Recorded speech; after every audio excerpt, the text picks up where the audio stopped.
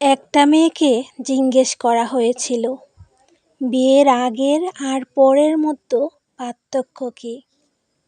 মেয়েটা জবাবে বলেছিল, বিয়ের আগে ছিলাম বাবার বাড়ির মেয়ে, আর এখন হয়েছি শ্বশুর বাড়ির বৌমা। আগে আমার মুখে সবাই খাবার তুলে দিত, আর এখন আমাকেই সবার মুখে খাবার তুলে দিতে হয়। আগে একটু ব্যথা পেলে চিল্লাচিল্লি করে সারা বাড়ি মাথায় তুলে ফেলতাম, আর এখন অনেক ব্যথা পেলেও একটাও শব্দ করি না। আগে হাসার জন্য মা কত বকতো, আর এখন কাঁদতে গেলেও ভয় হয়। আগে একটু মন খারাপ হলেই মা বুঝে ফেলতো, কিন্তু এখন ভেতরটা চুরমার হয়ে গেলেও কেউ বোঝে না। আগে নিজের পছন্দকে অনেক বেশি প্রায়োরিটি দিতাম, আর এখন অন্যের পছন্দের উপর ডিপেন্ড করতে হয়।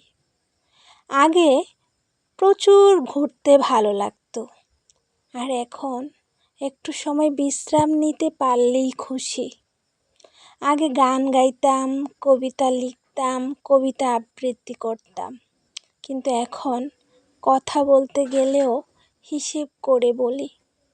আগে ভাবতাম বাহিরের জগৎটাতে অনেক শান্তি, কিন্তু এখন বুঝি মায়ের আঁচলের নিচেই শান্তিতে ছিলাম।